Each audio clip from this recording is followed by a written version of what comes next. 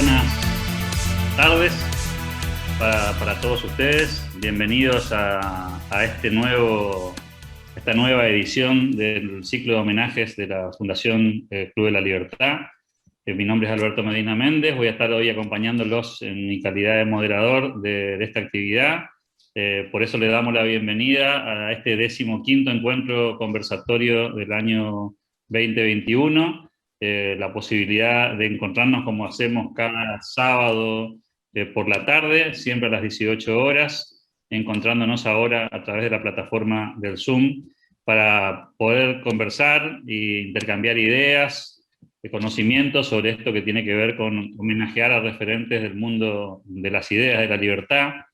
En este año, que es el 8º año de actividad de la Fundación Club de la Libertad y el 5º año consecutivo que venimos llevando adelante homenajes de esta naturaleza, bueno, post pandemia nos ha permitido llegar un poco más lejos y, aplicando la tecnología, encontrarnos con muchos amigos, ese privilegio que tenemos hoy, por eso de contar con oradores de tanta calidad, el caso de Silvia Mercado, el caso del profesor Ángel Soto y de Gerardo Bongiovanni, que van a ser quienes nos van a acompañar en este homenaje del día de hoy que tanto nos entusiasma.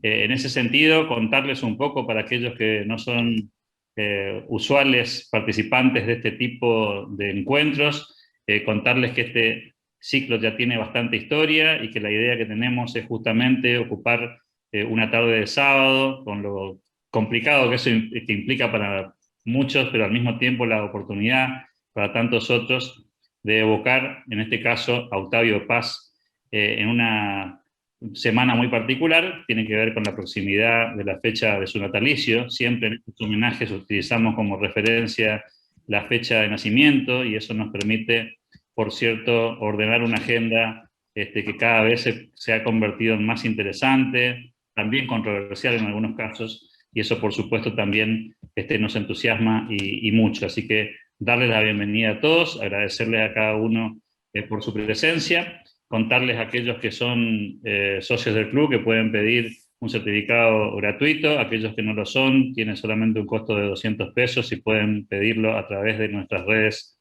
sociales o a través del chat del Zoom, y también recordarles tantos beneficios que tiene ser asociado al Club de la Libertad, como el caso del 20% de descuento en libros y el acceso a nuestro programa de becas. Hoy nos vamos a ocupar de Octavio Paz, nacido en 1914, en medio de la Revolución Mexicana. Octavio Paz terminó por elegirse como uno de los escasos intelectuales de América Latina que denunciaba el socialismo real, a la vez que exaltaba la pluralidad y la democracia. Democracias secas, sin apellidos, esto lo diferenciaba del conservadurismo al estilo latinoamericano, que suele poseer un guiño clerical y un nacionalismo algo infantil. Paz no fue un hombre de ideología política, sino más bien un buscador de la libertad, no libertad como imposición, sino como opción. Probablemente esto sea controversial, se puede criticar, pero justamente no es acaso este el verdadero fin, y es por eso que hacemos este tipo de encuentros. Además, este pensador es un duro crítico de las llamadas sociedades liberales, y no creía que hubiese que defender a rajatabla nada por alguna simpatía o por alguna vez haber estado de acuerdo con algún criterio. El pensamiento crítico es indivorciable entonces del pensamiento de Paz, esa parte de su encanto, y es parte también, por cierto, de lo que le ha permitido ganarse el título de intelectual. Me voy a permitir, a medida que van ingresando los amigos que se suman a este encuentro, me voy a permitir compartir con ustedes un breve video. Eso nos va a permitir también, a su vez, conocer parte de ese pensamiento. Para aquellos que tienen la cámara encendida, les voy a pedir el favor de que me avisen si el sonido sale suficientemente claro. Vamos a compartir este pequeño video. En México, una organización de escritores antifascistas que se llamaba Liga de Artistas y Escritores Revolucionarios. Y yo no pertenecía a esa liga porque estaba en contra de algunos de los presupuestos ideológicos, por ejemplo, estaba en contra del realismo socialista. Pero yo había escrito, era amigo de algunos de ellos, y sobre todo de los jóvenes de la Juventud Comunista y de la Juventud Socialista, y yo había escrito algunos poemas que más o menos les parecía que tenían una tendencia semejante a la de ellos. Yo le envié mi libro a algunos poetas españoles, entre ellos y sudamericanos, entre ellos a Neruda y a Serrano Plaja, que formaban parte del comité que invitaba para este congreso. Y yo creo que Neruda, según lo cuenta en sus memorias también, y él me lo dijo alguna vez, propuso que se me invitase a mí, a pesar de que yo no era miembro de esta agrupación de escritores, y se me invitó. Por cierto, yo recibí la carta de invitación cuando estaba en Yucatán, pasando unos días en Chichén Itzá. De modo que pasé del mundo de los mayas a la guerra civil. Una pequeña, un pequeño paréntesis, un inciso aquí. Podemos preguntar sin riesgo de caer en la indiscreción si Octavio Paz es militante en algún tipo de partido político. No, No. yo no creo que los escritores deban militar en iglesias ni en partidos. En una época de mi vida trabajé por el Estado mexicano. Fue una contribución más bien dudosa y que en cierto modo no me siento orgulloso de ella. Creo que los escritores debemos permanecer lejos de los partidos políticos y de las iglesias. Con esto no quiero decir que no tengamos ideas políticas, no. La política es una actividad natural de los escritores, de los hombres del siglo XX, y los escritores somos hombres del siglo XX y debemos tener actitudes políticas, pero nuestra actitud debe ser crítica. Y creo que la militancia en un partido político no enriquece al poeta ni al escritor, lo empobrece. ¿Y al partido? El partido usa y generalmente... Usa y exprime y generalmente mal. Sí, mira, tenemos el ejemplo de grandes poetas del siglo XX que han militado en el Partido Comunista, pero que su poesía no se ha beneficiado. Pienso en Aragón, pienso en Neruda y pienso en el mismo Alberti. Y pienso en Paul Eluard. Son tres grandes poetas, o cuatro grandes poetas, pero su poesía no se ha nutrido realmente de las consignas. Y cuando se ha nutrido de consignas, se ha empobrecido.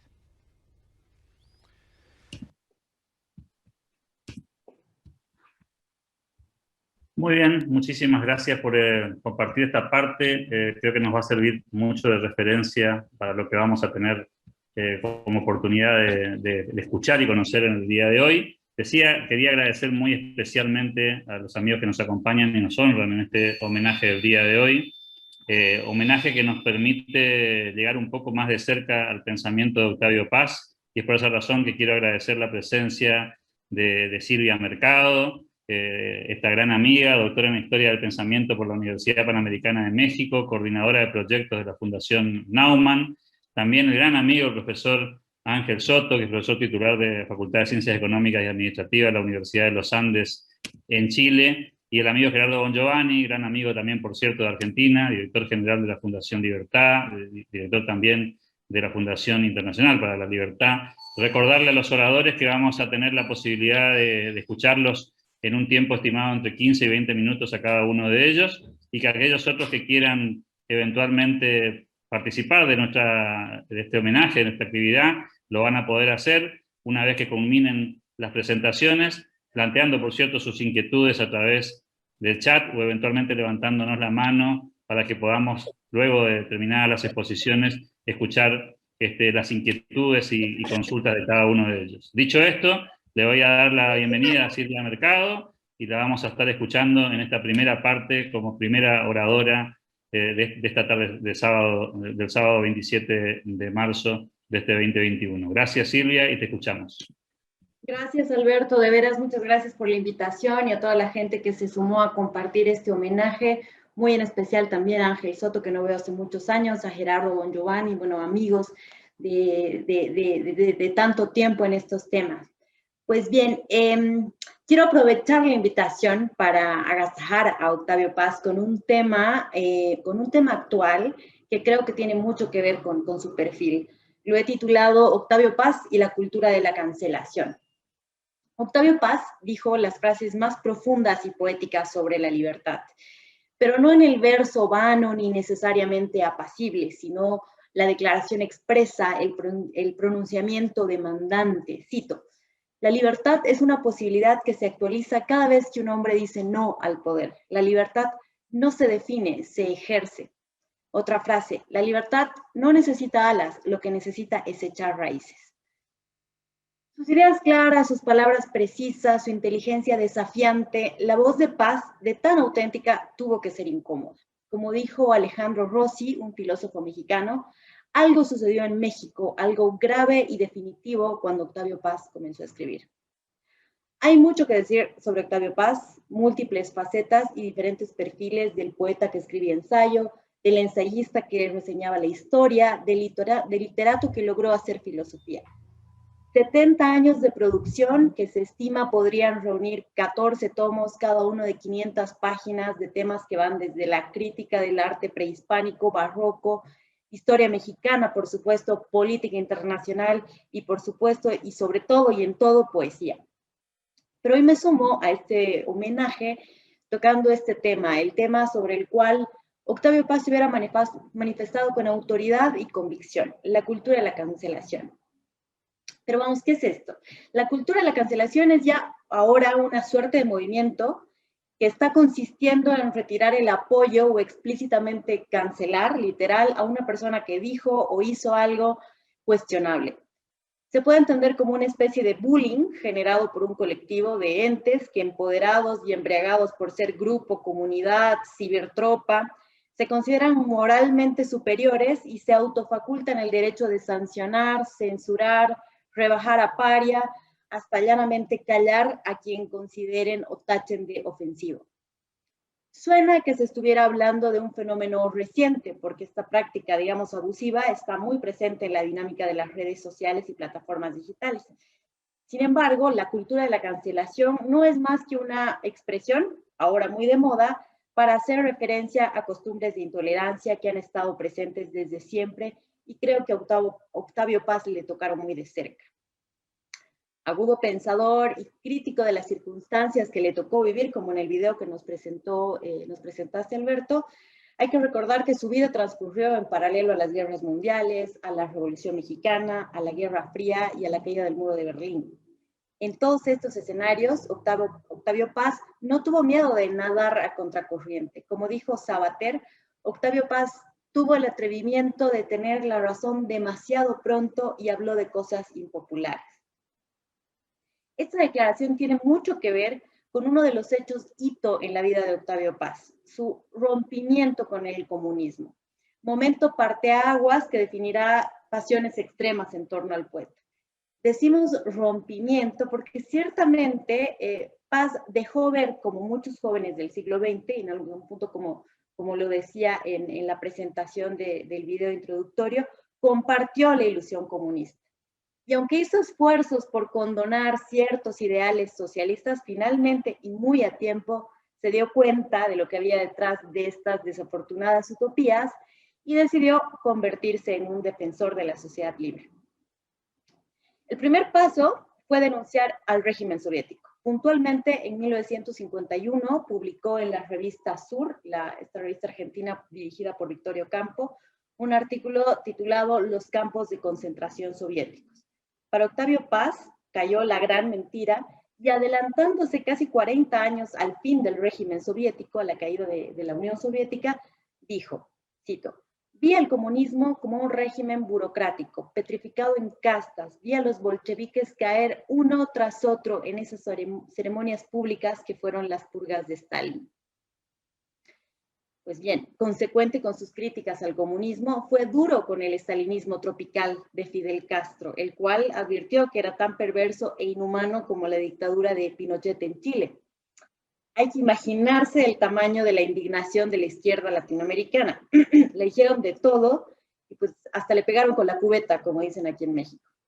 Esta situación, entre otras, porque ahora les explico, supuso el fin de su relación con el poeta Pablo Neruda. Ya venían historias de desencuentros, pero bueno, la sumatoria hizo que quien era su profundo amigo terminen separándose, ¿no? Porque Pablo Neruda era profundamente comunista. Hasta ahí llegó, digamos, la amistad de lo que en ese entonces eran futuros nobles latinoamericanos. Neruda acusó a Paz de traidor, de purista, Paz a Neruda de stalinista, ególatra, agravios y posiciones que marcaron su agrio distanciamiento. Todo esto ocurría en los años 80, y a la par de luces, reconocimientos y honores alrededor de Octavio Paz, también crecían las filas de críticos y detractores. Un pasaje de esta disyuntiva de amores y odios, digamos, de algún modo, fue lo que repercutió a partir del discurso que el poeta diera en ocasión de recibir el Premio de la Paz que le otorgó la Asociación de Libreros de Frankfurt. Esto fue en 1984. El discurso titula El diálogo y el ruido, texto que, dice Octavio Paz, está entre sus piezas de convicción, entre otros textos que republicó por fidelidad a él mismo en el libro Pequeña Crónica de Grandes Días. Pero, ¿qué dijo en el discurso? ¿Qué fue lo que causó tanto revuelo? Lo central del discurso de ese texto tenía que ver con la importancia de la democracia para preservar la paz. Hay que recordar, estaba recibiendo un premio en torno al tema paz. Remarcó que la paz es inseparable de la democracia, y haciendo referencia, sutil referencia a una de sus preocupaciones de ese momento, mencionó a la revolución sandinista. Cito: una solución para Nicaragua comenzaría por el respeto a las libertades y la realización de elecciones. Nada más. Pero esto fue suficiente para desatar el escarnio. Quienes lean el discurso, o por lo menos ese fragmento en concreto, se darán cuenta que su posición no era unívoca. Si bien mencionó, cuestionó al sandinismo, también fue duro con el papel que jugaba Estados Unidos en todo lo que tenía que ver el conflicto centroamericano. Paz, bueno, se destacó por ser crítico con la política exterior estadounidense. Sin embargo, la recepción y posterior repercusión del discurso sí que fue sesgada y cizañera. Se le dijo converso, traidor, imperialista, instrumento del Pentágono, entre otras gentilezas.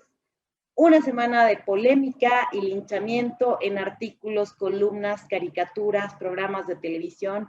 Bueno, los medios que en ese tiempo eran los medios tradicionales, ¿no? No había el mundo digital como ahora lo conocemos. Pero esta condena incluso se llegó a formalizar un documento con 228 firmas de profesoras, titula así el comunicado, profesores de todas las ramas científicas y culturales, así de grandilocuente, de 13 instituciones de 5 países. Por si fuera poco, se suspendió, se canceló un homenaje musical dedicado a Octavio Paz que debía realizarse en el marco del Festival Cervantino, un acontecimiento cultural muy importante aquí en México. Al parecer, el actor y cantante principal se rehusó a leer sus poemas. Pues vamos, una vergüenza, una mezcla de ignorancia, ira, superioridad moral, la pretenciosa indignación en su máxima expresión.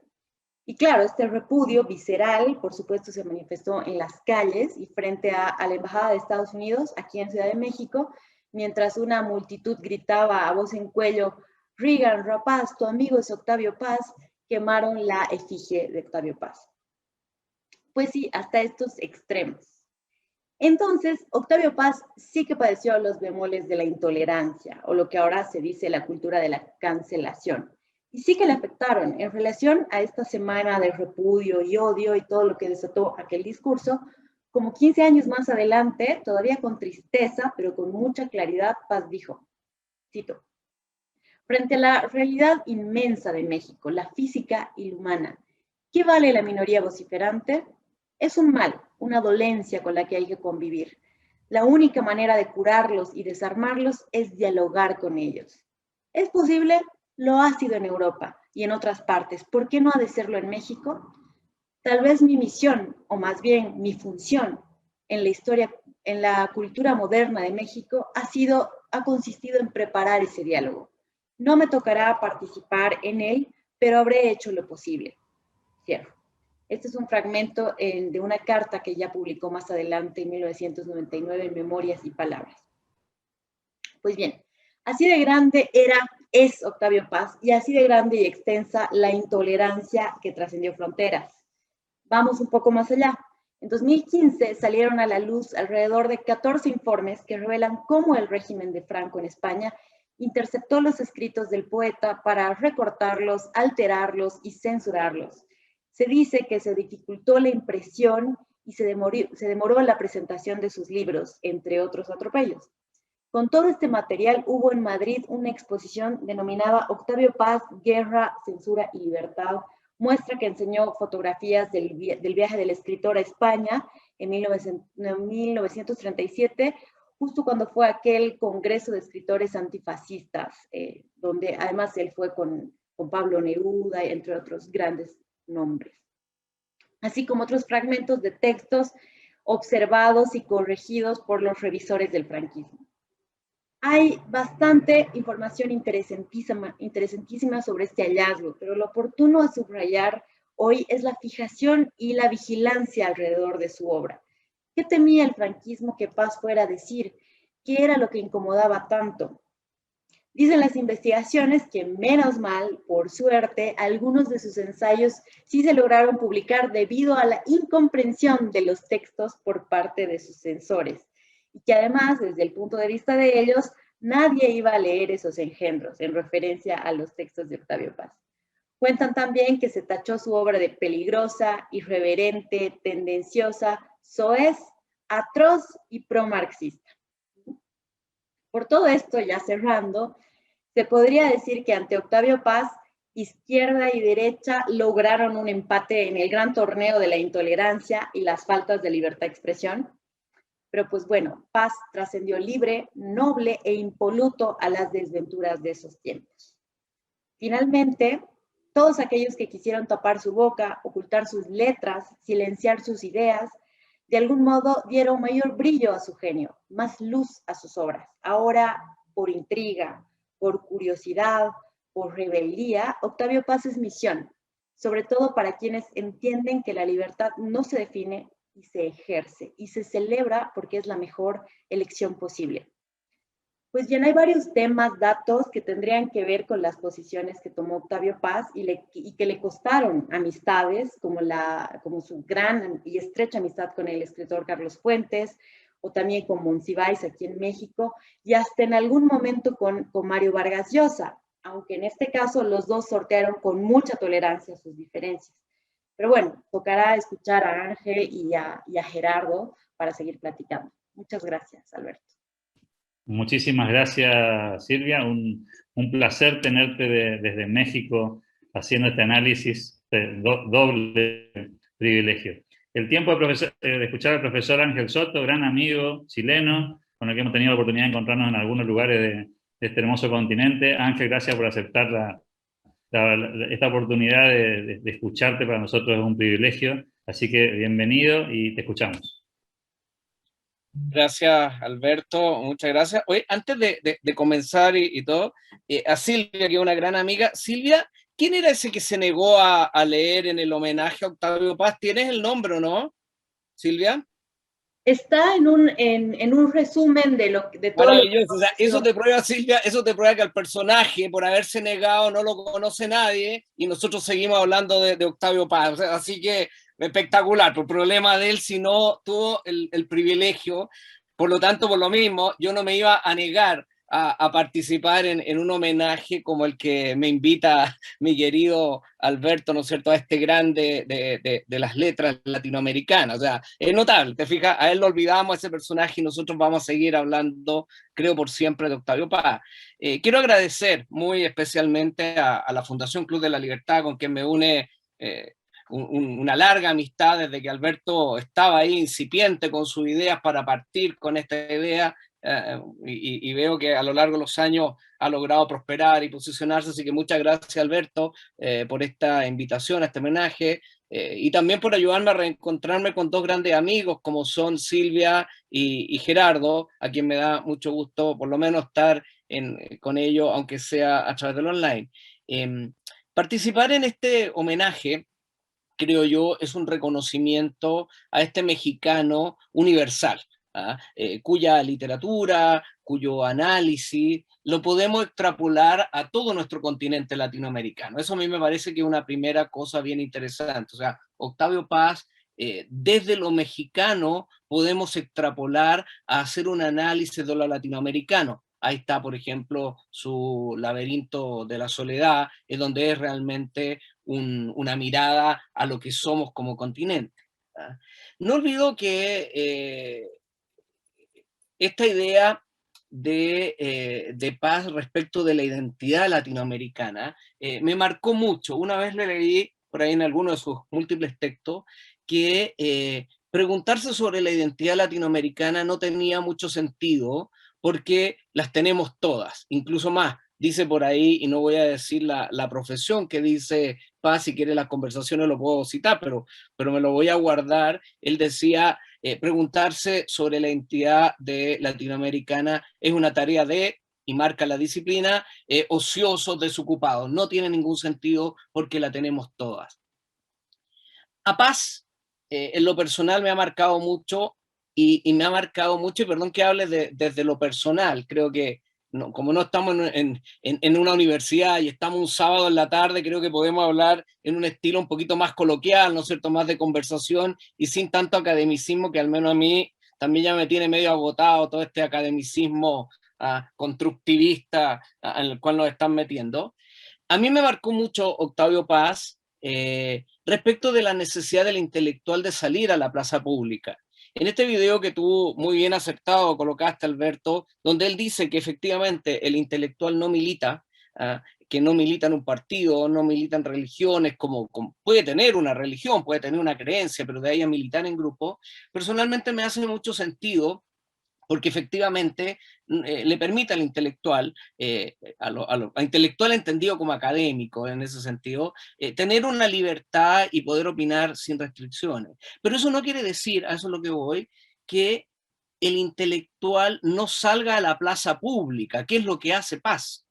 Paz sale a la plaza pública. Y eso yo lo conecto siempre con un historiador francés, Lucien Febvre, que tiene en su libro Los combates por la historia, que dice que en el caso del historiador, que es lo que a mí me compete, no hay que contentarse con mirar desde la orilla el mar embravecido, sino que hay que entrar a ese mar embravecido y participar y revolcarse en ese mar. O sea, la no militancia de Paz no quiere decir que sea contemplar lo que estaba pasando desde la comodidad de la biblioteca, aquí todos rodeados de libros, desde la comodidad, ¿no es cierto?, del cafecito, y desde ahí pontificar hacia abajo. No, con Paz se baja a la plaza pública. Es lo que me atrevería a decir un hombre de ideas, pero también un hombre de acción. Contempla esas dos cosas. Silvia nos citaba algo que es muy clave en Paz, que es sencilla la frase, pero a mí me parece que es profundamente importante, de una profundidad. A veces uno lee mucha literatura describiendo sobre qué es la libertad. Yo aquí al frente mío tengo toda una biblioteca llena de la libertad, libros y libros, tintas y tintas sobre la libertad, y Paz nos destruye eso en 5 palabras, y 3 de ellas de dos letras. La libertad no se define, se ejerce. Ya está. La libertad no se define. Más que una idea filosófica, es un acto. Es un acto. Es una conquista, una experiencia, y eso es fantástico también en Paz, es una experiencia que vamos viviendo, que vamos sintiendo, y lo sentimos en algo tan sencillo, pero también tan complejo, cuando decimos sí o no. Ahí estamos ejerciendo nuestro acto de libertad, sí o no, a lo que sea, y cada uno de quienes nos están escuchando puede aplicarlo a lo que le parezca.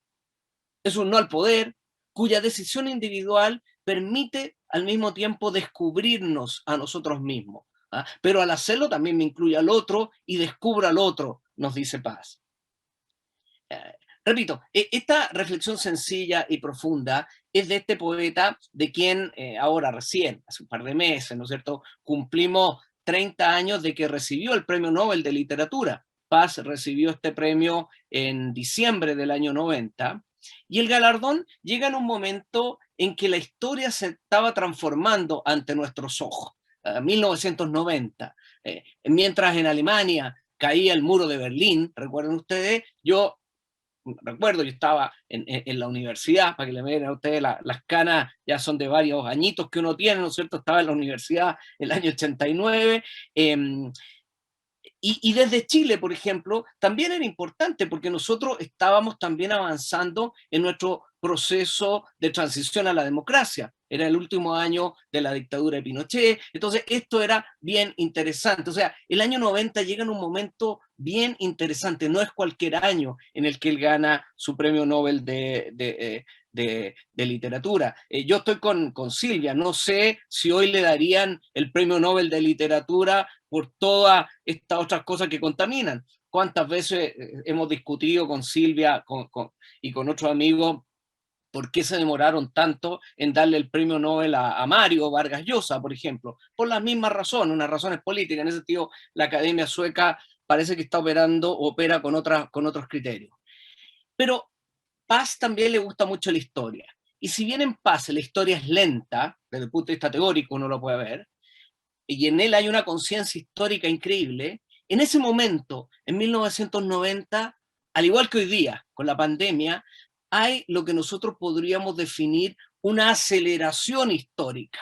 La pandemia del 2004 nos precipita, nos empuja, nos hace avanzar más rápido. Es una aceleración histórica. Y ahí está en donde Paz escribe este libro que es fantástico, se lo recomiendo, que se llama Pequeña Crónica de Grandes Días, que es un relato, quien lo escribe, dice él, por fidelidad a sí mismo, ¿ah? Pero sobre todo es un relato de lo que está pasando en esos años 89-90, ¿ah? Por ser, dice él, un testigo de un cambio que no esperábamos. Y efectivamente, esa caída, ese derrumbe, no lo esperábamos, lo deseábamos, pero lo esperábamos. Uno de los grandes fracasos de la ciencia política es precisamente no haber previsto cómo iba a caer y de la forma que iba a caer la Unión Soviética y el comunismo. ¿No es cierto? Este derrumbe del socialismo totalitario. Paz pensaba que ese derrumbe, que ese vencer al comunismo iba a ser más en un conflicto bélico, pero no en la forma que sea. Entonces ahí él dice, soy testigo, somos testigos de un cambio que no esperábamos. El derrumbe de ese socialismo totalitario. Un relato, dice Paz, con ese fantástico, con esa poesía que él tiene, que será recordado por varias generaciones, agrega. Hay que pensar que este es un hombre del siglo XX, Paz, y así es como hay que entenderlo. Es un hombre del siglo XX, es un hombre que nace en 1914, y fallece en 1998. O sea, uno podría delimitar su espacio temporal en lo que es y lo que Hobsbawm, para hacer el contrapunto, ¿no es cierto?, este famoso historiador marxista, ¿no es cierto?, define como el corto siglo XX, no situándolo entre fechas, entre el 1900 y el 2000, sino que en fechas importantes. El año 1914, ¿no es cierto?, el estallido de la Primera Guerra, y el 1998 ya aporta con todo este cambio de siglo. El corto siglo XX. Un siglo XX que culmina con el triunfo de la libertad, con el triunfo de la democracia, pero especialmente, y pensando en otro libro que también me parece que es fantástico y que lo tengo aquí, que se llama El Ogro Filantrópico, que también aquí, después en el chat ahí les puedo colocar algunos nombres, termina este siglo XX, este triunfo de la libertad, termina con el cuestionamiento a ese Estado todopoderoso. Eso es lo que él hace en este libro El Ogro Filantrópico. Es un cuestionamiento al Estado todopoderoso, pero no es solamente a este Estado que nos ahoga, que nos asfixia desde el punto de vista tributario, económico, sino que Paz tiene esa mirada más amplia en todos los sentidos. Entonces, ahí es donde 30 años después, y terminada la segunda década del siglo XXI, la pregunta que uno podría hacerse es, ¿podemos decir hoy día lo mismo? Uno mira, ¿no es cierto?, por todos lados cómo el Estado nos está ahogando, y en vez de aumentar las libertades, el Estado está restringiendo las libertades, y esos mismos que censuran, esos mismos, ¿no es cierto?, que hacen ese negacionismo, esa crítica, bueno, ¿hasta dónde están coartando? La crítica de Paz es una crítica a ese Estado providencia, a ese Estado que crece, que se va burocratizando durante el siglo XX. Es un Estado, dice Paz, que nos ampara, nos da bonos, diríamos en Chile, aquí somos los reyes del bono, bono para todo, que nos ampara, nos acoge, nos hace cariñito, pero nos apalea, nos pega, etcétera, etcétera. A una especie ahí contradictoria.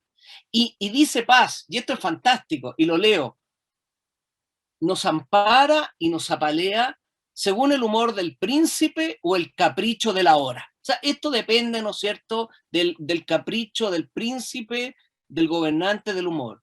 Un Estado, pareciera ser que está describiendo al gobierno chileno, y seguramente a muchos gobiernos latinoamericanos, un Estado, un gobierno, diríamos, que se llena de escribanos, de leguleyos, de astrólogos, de expertos de las distintas ciencias y artes, muchas ocultas, para hacer planes que el viento arrastra hasta confundirlos con el polvo grisáceo del altiplano.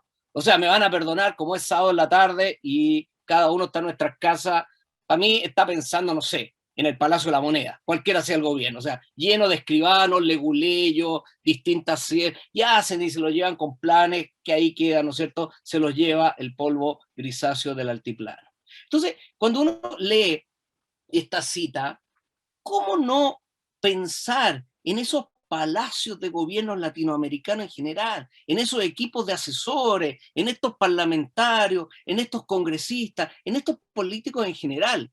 En clave Hayek, ¿no es cierto?, en clave hayekiana de Friedrich von Hayek, ¿no es cierto?, podría decir, ¿no es cierto?, en esos verdaderos exponentes de la fatal arrogancia, esa fatal arrogancia que él describe, ¿no es cierto?, en su libro Camino de Servidumbre, que creen que son capaces de decirnos lo que es bueno para nosotros. ¿Quién más que Alberto? ¿Quién más que Silvia? ¿Quién más que Ángel sabe lo que es bueno para él? Nos diría Hayek, ¿no es cierto? ¿Es que acaso estos leguleyos, astrólogos, son una especie de ángeles con una naturaleza superior que es bueno para decir lo que es bueno para cada uno de nosotros? ¿Tienen más información y por lo tanto saben lo que es bueno para mí, para ti Alberto, para ti Silvia, para ti Gerardo? El Estado entonces, en Paz, se convierte en este ogro filantrópico, que durante el siglo XX se revela, y ahí otra vez cito a Octavio Paz, comillas, como una fuerza más poderosa que la de los antiguos imperios, como un amo más terrible que los viejos tiranos y déspotas, un amo sin rostro, desalmado y que obra no como un demonio, sino como una máquina. Miren ustedes la descripción que nos está dando del Estado. Un amo sin rostro que opera no como un demonio, sino como una máquina que nos va comiendo, que nos va comiendo. En ese sentido, tiene muchas otras citas. La lucha de este mexicano universal fue contra la estatización planetaria, dejando claro que se equivocan quienes creen que más Estado es más democracia, como hoy día, ¿no es cierto?, en el 2021 mucha gente sigue creyendo. Muchos siguen creyendo que más Estado es más democracia, cuando la verdad que los que estudiamos la historia vemos que eso no es así. Desde la perspectiva popperiana, otro también que uno podría asociarlo a las ideas de quienes creen en la libertad de Karl Popper, uno de esos referentes liberales, es la lucha básicamente de la sociedad abierta contra sus enemigos, que se mantiene en plena vigencia en la actualidad. Y el caso chileno, ¿no es cierto?, y si quieren lo podemos plantear para la conversación, no es una excepción. En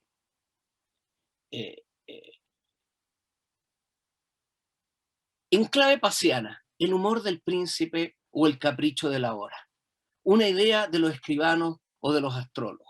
La libertad requiere responsabilidades, requiere certezas institucionales. Pregunta, ¿tenemos esta última, las certezas institucionales en nuestros países latinoamericanos? Todos. Incluyo a esta estrellita que cada vez se está pagando más. ¿Se acuerdan, Silvia, Alberto, cuando nos juntábamos en los años 90 y ustedes me decían, oh, ustedes son la estrellita, y me decían, pucha Ángel, que eres pesimista? ¿Te acuerdas, Silvia? El único que nos viene diciendo, no, si esto no... Ya llegó Ángel con su pesimismo, decía, cuidado, cuidado, cuidado. Y ustedes me decían después ahí, con unas copitas de más, me decían, no, si Ángel es un pesimista. Bueno, no somos la República Honrosa de la América Latina, como alguna vez levantó Alberdi la copa. ¿Hay certezas institucionales?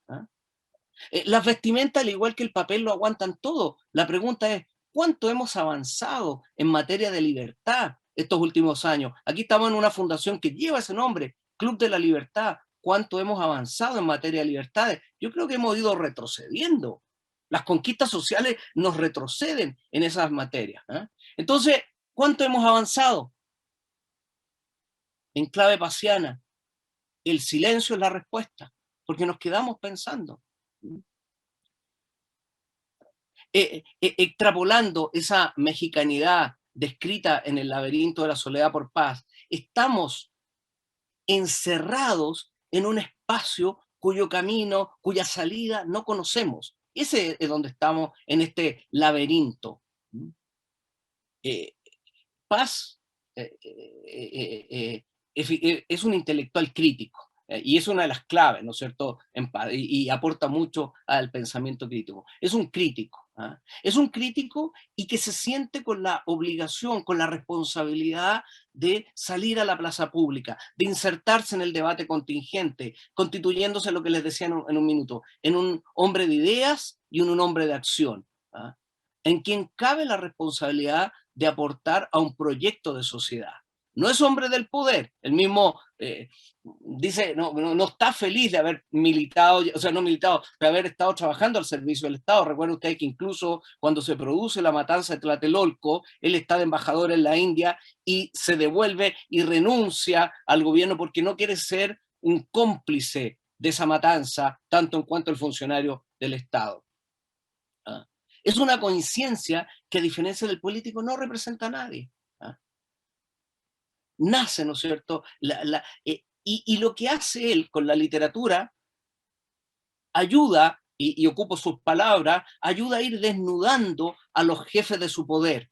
¿Ah? Los va desnudando, los va volviendo, y también los saca de esos pedestales y nos muestra la mortalidad que tienen cada uno de ellos. ¿Ah? En estos tiempos de dominio populista, a mí me parece que hay que regresar una y otra vez a Octavio Paz, para quien el derrumbe del socialismo, en esa crónica de Grandes Días, hizo un llamado a cuidarse del Estado, y básicamente lo que hace es devolver a la sociedad la iniciativa económica, limitar el estatismo, limitar la proliferación de la burocracia y renunciar a la ineficacia y el despilfarro. Y eso, cuidado, no significa, porque no nos equivoquemos, perdón, Paz no es un anarcocapitalista de ultramercado, hijo de los Chicago Boys, no, o sea, no nos equivoquemos, ¿no es cierto? Al limitar al Estado, al proliferar, evitar la proliferación de la burocracia, al renunciar hacia el populismo, etcétera, etcétera, no es una vuelta al capitalismo salvaje. Entonces, ya voy concluyendo. En el logro filantrópico nos recuerda Paz que los liberales creen que la libre empresa es la que permitirá florecer la sociedad civil, y simultáneamente la función del Estado se reducirá a la de simple supervisor de la evolución espontánea de la humanidad. No es que no tenga un papel que jugar, al contrario, el Estado debiera velar por proteger, por ampliar la libertad, velar, por ejemplo, porque no haya colusión, porque no haya corrupción, porque no haya monopolio, es decir, un Estado que tiene que velar por el cumplimiento del rule of law.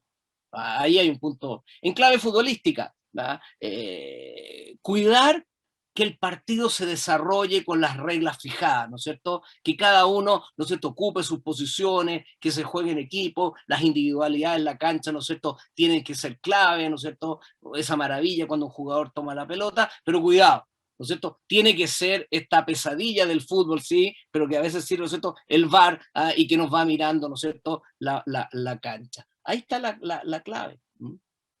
Termino citando unas palabras de Paz que está en Pequeña Crónica de Grandes Días. Dice lo siguiente, es un poquito larga, pero creo que vale la pena ponerla en la conversación. El Estado justo no pretende suplantar a los verdaderos protagonistas del proceso económico: empresarios y trabajadores, comerciantes y consumidores. 4 agentes del proceso económico: empresarios, trabajadores, comerciantes y consumidores. Una lógica rige a la actividad económica y otra a la política. Respetarlas, dice Paz, es el comienzo del arte de gobernar. El Estado justo no es productor, pero vela porque los productores, empresarios y trabajadores realicen sus funciones con las mejores condiciones posibles y dentro de los límites legales con la mayor libertad. Tampoco el Estado es distribuidor. Lo que hace el Estado es garantiza la libertad de comercio, protege a los consumidores y se esfuerza porque los distribuidores no engañen, no abusen, no cometan exceso. No es una eliminación completa del Estado. El Estado justo no es omnipotente y muchas veces falla. Lo reconoce y no castiga a sus críticos. Te fijas un poco lo que sea, permite la disidencia, pero hoy en día vemos que el Estado, ¿no es cierto?, sanciona a los críticos. No es omnisciente y se equivoca. Sabe que el remedio está en el libre juego de las fuerzas sociales y confía, ojo con esto, confía en el doble control tanto del mercado y de la democracia. El mercado acaba de expulsar del circuito comercial a los productos caros, malos, ¿no es cierto? No los compramos. Deje que eso funcione. Es la mejor sanción que le podemos dejar fuera. Y malos. Mientras que la democracia no consiente por mucho tiempo los abusos y los fraudes. Un doble control que al final del día le permite a uno recordar que con paz la libertad económica, el mercado y la libertad política, ¿no es cierto?, la democracia juega. Democracia y mercado juegan, ¿no es cierto?, en la articulación. Bueno, estamos justo, me pasé en un minuto, pero lo dejo hasta aquí, Alberto, y una vez más, Alberto, querida Silvia, Gerardo, y veo a varios amigos que nos están siguiendo. Muchas gracias por la invitación a este homenaje. Muchísimas gracias, Ángel. Los privilegiados somos nosotros de tenerlos a ustedes conversando con nosotros. Y ahora me toca el turno de contar una anécdota y después presentar la presentación de Gerardo Bongiovanni. Esta mañana me llamó Gerardo para contarme que están en España y que iba a ser imposible que esté físicamente en tiempo real con nosotros. Y entonces, bueno, surgió el tema, hagámoslo de la mejor manera que podamos, y lo resolvimos con este video que lo mandó él y él mismo va a contar qué pasó. Buenas tardes, queridos amigos del Club de la Libertad. Es un gran honor, un privilegio saludarlos desde Madrid, España. La verdad es que cuando Alberto me convocó para este homenaje, yo no sabía que iba a estar en España y la verdad también es que hace unas horas yo esperaba poder participar en vivo de esta reunión. Ocurre que mañana, 28 de marzo, es el cumpleaños 85 de Mario Vargas Llosa. En razón de la situación que estamos viviendo vinculada a la pandemia, no sabíamos bien si íbamos a tener alguna reunión y finalmente hace apenas unas horas se confirmó que esta noche, justamente a la hora de la cena, aquí en Madrid, la hora de este Zoom, en Argentina vamos a estar en una reunión agasajando al querido Mario. La verdad es que antes de referirme brevemente al tema, porque francamente me excede, ya luego diré lo que conozco y lo que sé de Octavio Paz. Me abruma un poco estar allí en este mismo Zoom con Ángel Soto, que es un especialista en paz, y también con Silvia, que seguramente en su vivencia en México lo ha vivido y ha estudiado mucho. Pero lo que quiero decir, antes que nada, es felicitar una vez más al Club de la Libertad. La verdad que ha excedido todas nuestras buenas expectativas el Club de la Libertad, y en particular este ciclo de homenajes es muy merecido, es una gran idea que todos quienes estamos del lado de la libertad celebramos mucho. Yo tuve un acercamiento con el gran premio Nobel mexicano Octavio Paz, indirecto si se quiere, y llegué a tratarlo personalmente en un par de ocasiones, siempre de manera muy fugaz, pero me quedó, eso sí, como asignatura pendiente, desde luego, la idea de traerlo a Argentina. Yo estuve intercambiando correspondencia con él luego de haber empezado nuestro ciclo en los 90 de visitas internacionales, y 2 veces llegamos a fijar fechas incluso de su venida a Argentina, y bueno, lamentablemente esto por A o por B no se pudo concretar y me quedará como una enorme asignatura pendiente en mi vida. Mi primer encuentro con él fue, por supuesto, como el de todos, a través de su extraordinaria literatura. El laberinto de la soledad fue el primer libro que leí. Luego, como a todos, en especial los liberales, me impactó mucho el logro filantrópico, pero también una cantidad de artículos y ensayos en los que hacía referencia. En particular, a mí me atraía mucho todo lo que tenía que ver con la historia de México. Era una persona que describía muy bien la cartografía de México, para usar los términos que usó la Academia Sueca cuando le dio el premio a Vargas Llosa. En el año 89 yo estaba ocasionalmente en Lima cuando era la candidatura presidencial de Vargas Llosa, y ahí hubo un video que le envió Octavio Paz, que no pudo participar en un encuentro de intelectuales donde sí estuvo Jorge Edwards, Jean-François Rebel y otras figuras muy destacadas, y la verdad es que ese video, a todos los que nos interesaba la idea de la libertad, nos deslumbró. Más allá que el propio Octavio Paz luego celebró entre comillas, que Vargas Llosa no hubiera sido elegido presidente. Él dijo, es mejor para la literatura, es mejor para la cultura que Vargas Llosa siga dando la pelea. Luego protagonicé también indirectamente aquella famosa discusión o diferencia en razón de las declaraciones de Vargas Llosa en ese foro que organizó Televisa en México en el año 1990, donde Vargas Llosa dijo que México era la dictadura perfecta. Esto lo molestó un poco a Octavio Paz, y siguieron en distintos foros discutiendo un poco este tema. Y también tuve la suerte de vincularme más tarde con Enrique Krause, un colaborador y amigo de Octavio Paz durante casi 23 años, su sucesor en la dirección de la revista Vuelta, una persona extraordinaria también y muy brillante.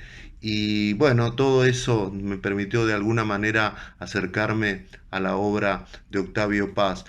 Muy parecido a otros intelectuales, él tuvo un origen de izquierda, muy de izquierda, podríamos decir, pero se fue desencantando y enemistando a partir del año 45, sobre todo por los horrores del estalinismo. Él no fue complaciente con eso, como si fueran otros intelectuales izquierdistas que miraron para otro lado. Él no miró para otro lado y empezó a tomar distancia de esa izquierda autoritaria, y bueno, así se manifestó reiteradamente, incluso a pesar de ese enojo, para decirlo de una manera, con Vargas Llosa por la frase la dictadura perfecta. Él también hizo muchas críticas al PRI y habló muchas veces de que su tiempo estaba cumplido. Era como un tábano, como se solía decir de Sócrates, ¿no? Era una persona muy incómoda para la intelectualidad, era absolutamente incorrecto desde el punto de vista político. Era por supuesto un intelectual comprometido, tenía sus tensiones con el mercado. Él, en el fondo, creo que nunca le terminó de simpatizar la idea del mercado, del capitalismo, tal como muchos de nosotros lo entendemos y lo avalamos, pero sí era una persona que se oponía fuertemente a todo tipo de autoritarismo. Era desde luego un intelectual sumamente comprometido, para no hablar de sus cualidades ya referidas como poeta, como ensayista. Él prefería decir que era un escritor más que un intelectual. Sin embargo, era un extraordinario intelectual, ¿no? Hace unos días, con unos amigos reflexionando, pensábamos que qué dirían algunos intelectuales sobre esto que nos toca vivir, la pandemia, las restricciones a las libertades que se dan en muchos países del mundo, esta reaparición del logro filantrópico. Por cierto, la FIL, la Fundación Internacional para la Libertad, al comienzo de la pandemia sacó una declaración firmada por muchos intelectuales y referentes políticos e intelectuales del mundo, donde decíamos que esta crisis, esta pandemia, no terminara generando de nuevo una opción entre el logro filantrópico y la vida. Y reiterando esa conversación que tenía con algunos amigos, pensábamos cómo reaccionarían algunos intelectuales en esta crisis tan extraña, tan compleja que nos toca vivir, donde se mezcla una pandemia con enormes restricciones a las libertades que conllevan daños económicos, pero también daños democráticos, para decirlo de alguna manera. Y yo no sé realmente qué posición tendría Octavio Paz en este momento, si estuviera aquí con nosotros, pero sí sé en cambio qué posición tendría con el gobierno de Maduro, por ejemplo, ¿no? En estas cosas Octavio Paz era extraordinariamente comprometido, por eso todos los celebramos como gran escritor, como gran poeta, como gran ensayista, pero también como un hombre comprometido con las ideas de la libertad. Yo creo que en este momento en que hay tanto en juego en el mundo, los liberales nos tenemos que centrar en eso, en la batalla por la cultura de la libertad. Hoy yo tengo más bien formación económica, pero hoy la economía es relevante y sabemos que es un todo, sabemos que la libertad es un todo, pero me parece que figuras como Octavio Paz hoy resultan completamente irreemplazables y seguramente estarían de nuestro lado en esta batalla por la cultura de la libertad y de la democracia. Bueno, quiero terminar saludándolos, repito mis disculpas por no estar allí en vivo, fue algo completamente inesperado. Alberto y todos los amigos saben que cuando tomo un compromiso trato de cumplirlo, pero de nuevo felicitarlos a los amigos de Corrientes, esa Corrientes para mí tan querida, tan cercana, por esta la tarea extraordinaria que están haciendo con todo el programa de actividades del Club de la Libertad y en particular por este ciclo de homenajes tan pero tan justificados y merecidos. Los saludo y les dejo a todos un gran abrazo. Bueno, lo escuchábamos entonces a Gerardo en esta última intervención. La verdad que también valioso para nosotros escucharlo en este testimonio. Abrimos el tiempo ahora para las preguntas y para las inquietudes de cada uno de los que nos acompañan aquí. Tenemos algunas ya en el chat. Vamos a pedirle tanto a Silvia como... Y Alberto, como sí, mientras van escribiendo las preguntas, interesante lo que decía Gerardo. Gerardo hablaba, ¿no es cierto?, este Paz, que también uno lo puede ocupar para estudiar historia, y yo tengo aquí a mi lado, aquí, lo puedo estar lleno, está toda prácticamente la obra completa de Paz, y miré y me encontré con esto. Estos son los problemas que tenemos los profesores, que siempre estamos recomendando libros y más cosas, y me encontré con este que es maravilloso para entender la historia de México. Este libro que es Sor Juana Inés de la Cruz, Las trampas de la fe, un libro maravilloso en donde a partir de la biografía que él hace, da una idea clara, ¿no es cierto?, de esta nueva España del siglo XVII, y también de por qué esta joven mujer, ¿no es cierto?, bonita, atractiva, se refugia en ese convento y renuncia a las pasiones de la vida, por decir la otra, por una vida más de las letras, del saber y de una reflexión más, ¿no es cierto?, trascendental. La verdad que les recomiendo de todas maneras este libro, porque también los va a pasear, creo yo, por una parte importante de la historia de México, ¿ah?, para conocer también a otro Paz, porque Paz yo creo que uno lo tiene que ver en clave ensayista, hombre de acción y hombre de idea, Paz, ¿no es cierto?, lo que hemos hablado básicamente Silvia y yo. También uno tiene que ver al Paz poeta, que también está en esa línea, y al Paz que tiene toda una mirada con la historia, que también es atractivo. Bien, vamos a las preguntas, si les parece. Sí, por supuesto. Primero hay varios agradecimientos ahí, saludándolos por la participación.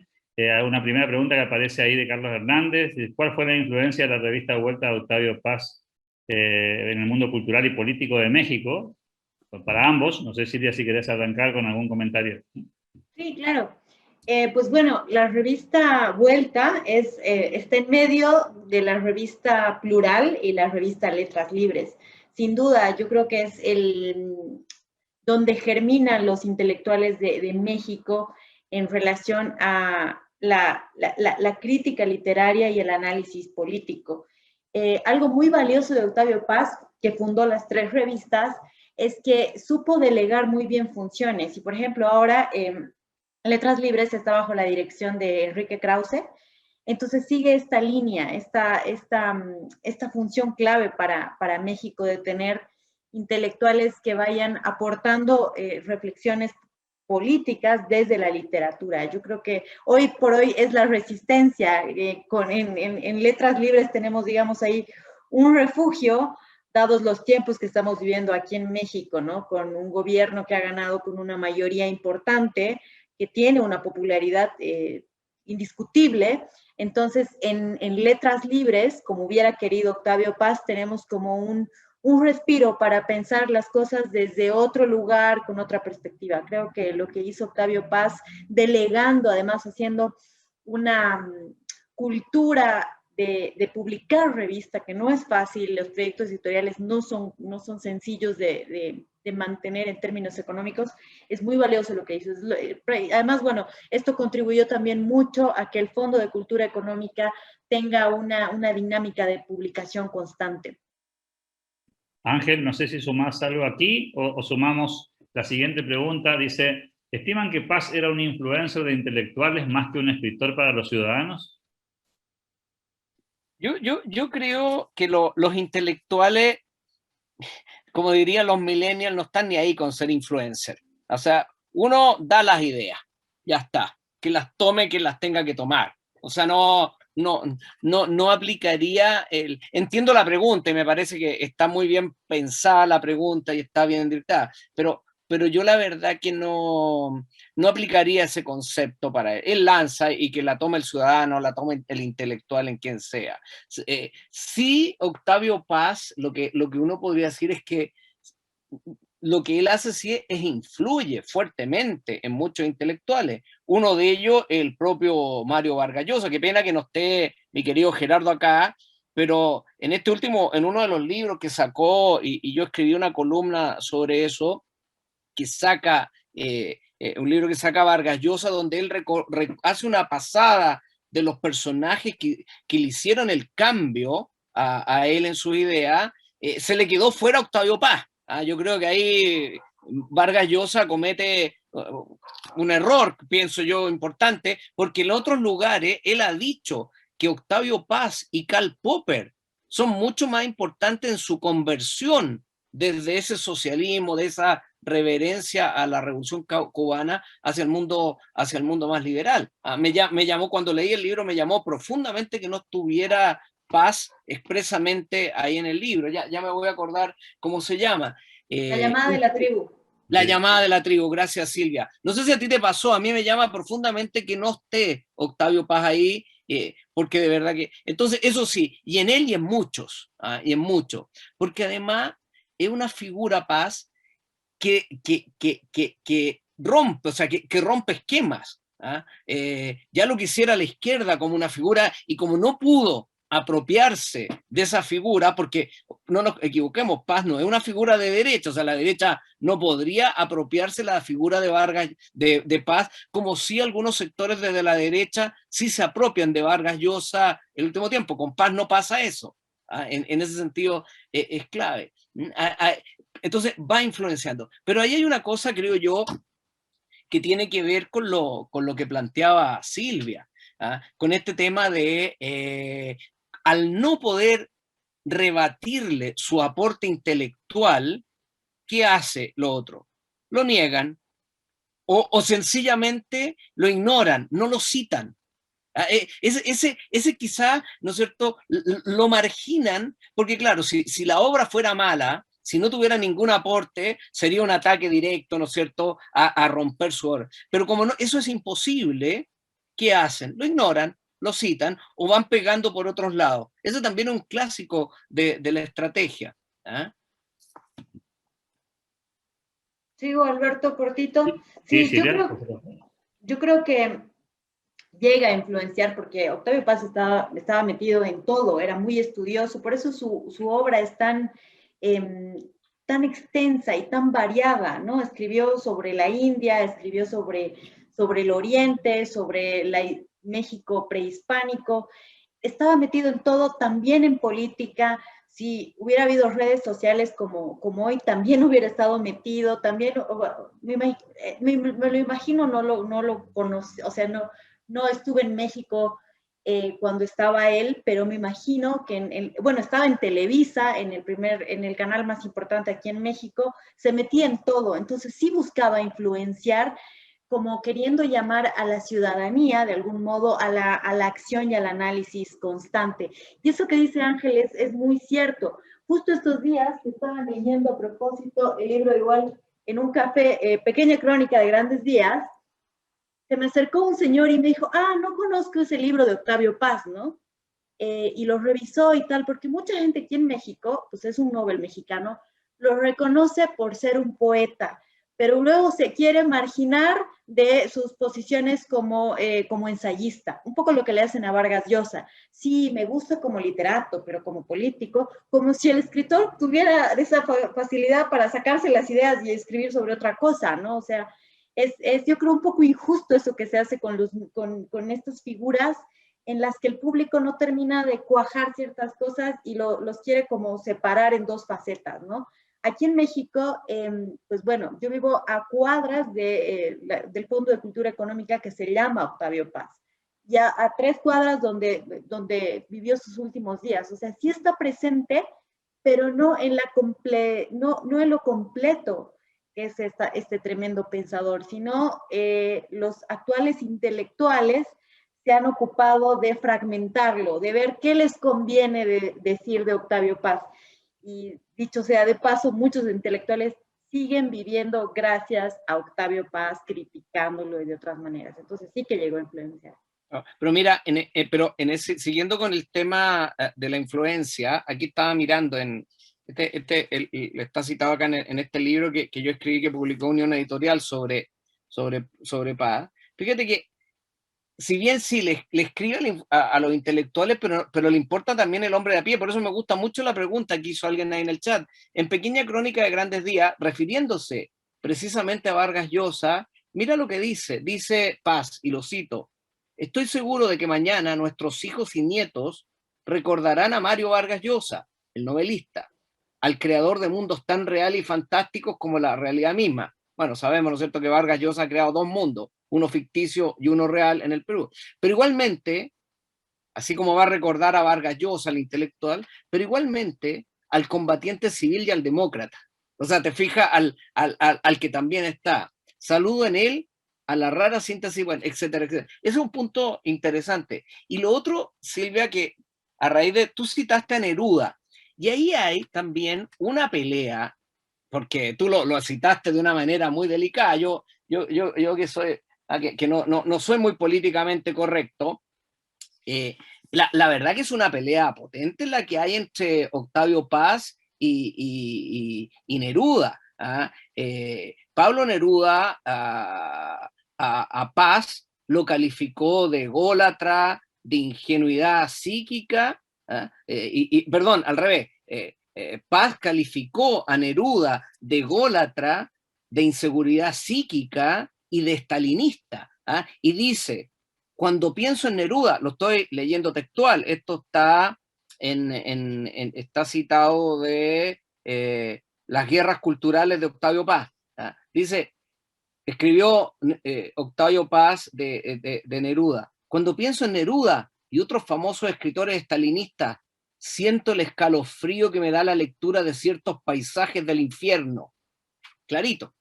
¿Y qué le contesta? Obviamente Neruda. Le contesta: Neruda fue cónsul en México. O sea, ahí ambos tienen una mirada que pasaron por el mundo de la diplomacia. Neruda le contesta, cuando dejó su cargo diplomático en México, escribió: lo mejor de México son sus agrónomos y sus pintores. Haber estado pensando, ¿no?, de todo. En los poetas hay una increíble falta de conciencia social. O sea, exquisita la polémica que se va dando entre ellos.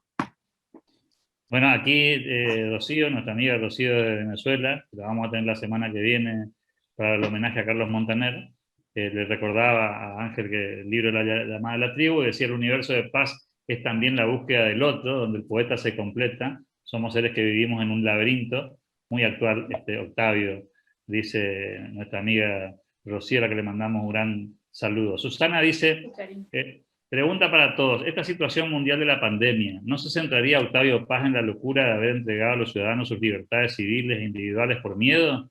Nos entramos sin que nos apuntaran con un arma en una dictadura sanitaria dócilmente, olvidando como especie humana nuestra relación entre naturaleza y cultura, se pregunta Susana. ¿Alguien toma la posta? Silvia. Lo más seguro, ¿no? Bueno, yo no suelo decir lo que hubiera dicho, ¿no? ¿Quién sabe? Pero yo lo más probable es que sí hubiera abogado por las libertades individuales y hubiera cuestionado tanto poder de control de los gobiernos, pero también que son los ciudadanos los que están pidiendo en algunos casos más control, más reglas, entonces hubiera sido crítico con ambos, tanto con los gobiernos como con la ciudadanía. Yo como soy historiador, Alberto, voy a dar la respuesta de un historiador. Cuando a un historiador le preguntan qué habría dicho, qué posición tendría Octavio Paz, un historiador te va a decir, no lo sabemos. Yo no ahí, esta es olímpica para sacársela nomás. Esta es la clásica que ocupamos los historiadores, no lo sabemos nomás. Solamente podemos decir lo que nos hubiera gustado que piense. Pero ahí, aquí me pongo mi corsé de historiador y no lo sabemos, yo lo puedo hacer ahí, pero sí, no sé, sí estaría dando, creo yo, la batalla cultural. Eso sí, que es un tema, acuérdate Alberto, Silvia, que nos ha convocado y otra vez, ¿cuántos?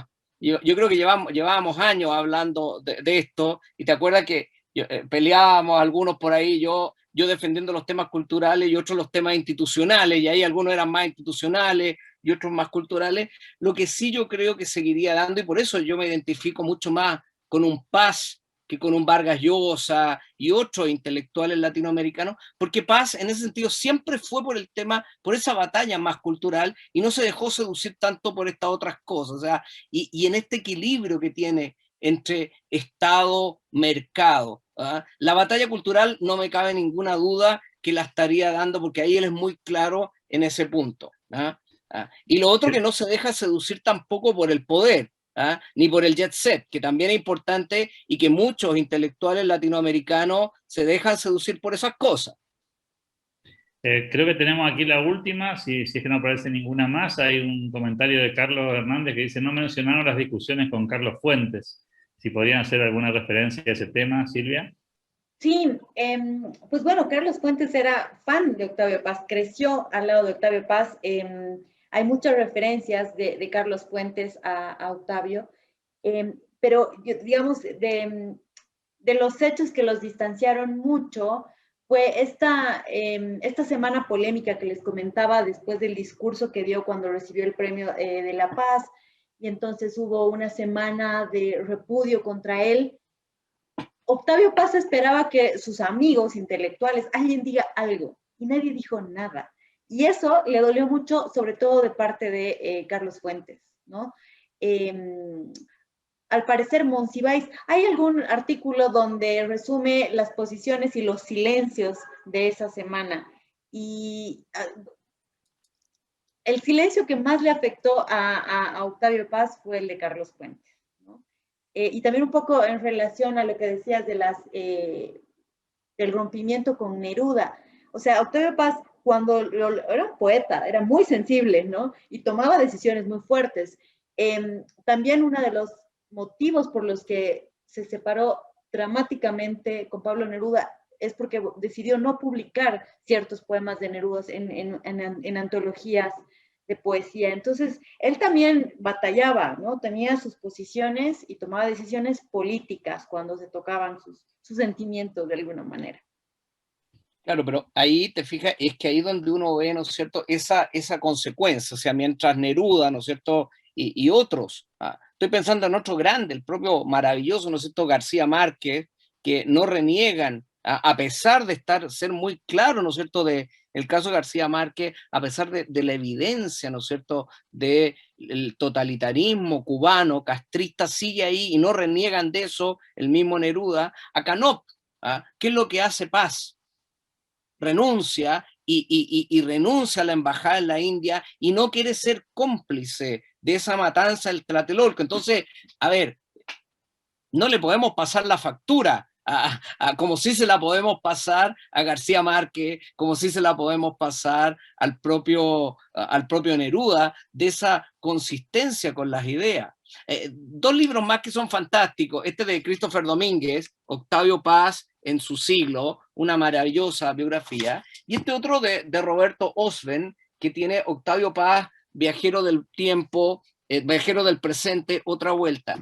Y en este libro, Roberto Osben nos recuerda la biografía de Paz y nos recuerda ese Paz que se cría al amparo de su abuelo, que lo dejan ahí al amparo de su abuelo, y que lo va a ir marcando, y que lo va a ir marcando profundamente en su mirada. Recordando, y ya para cerrar, esa historia que él lo marcaba, y para esa preocupación por el tiempo, pero también una cuota de humildad, Octavio Paz escribía: mi abuelo al tomar café me hablaba de Juárez y de Porfirio, y el mantel olía a pólvora. Mi padre al tomar la copa me hablaba de Zapata y de Villa, y el mantel olía a pólvora. Yo me quedo callado.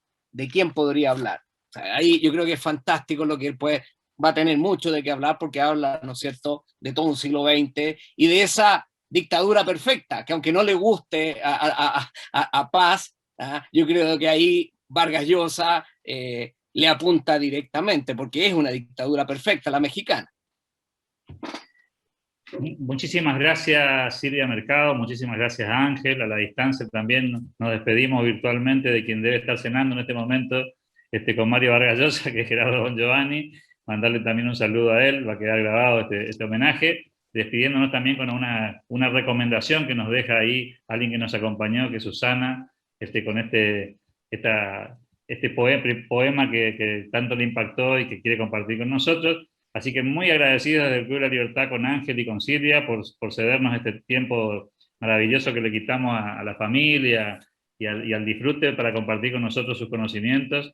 Agradecido infinitamente, y agradecido por supuesto también con todos los amigos que nos acompañaron en el día de hoy. Solamente pasar el aviso parroquial, que la próxima semana, el próximo sábado, tendremos la oportunidad de escuchar un homenaje, esta vez a uno de los grandes del pensamiento liberal contemporáneo, y además que todavía lo tenemos en este mundo, así que vamos a hablar de Carlos Montaner el próximo sábado a las 18 horas, están todos también virtualmente invitados. Muchas gracias por el tiempo y por tanta generosidad. Gracias, Alberto. Gracias, Alberto. Un gusto, Silvia, y nos estamos viendo. Muchas gracias. Vale. Gracias. Gracias. Saludos desde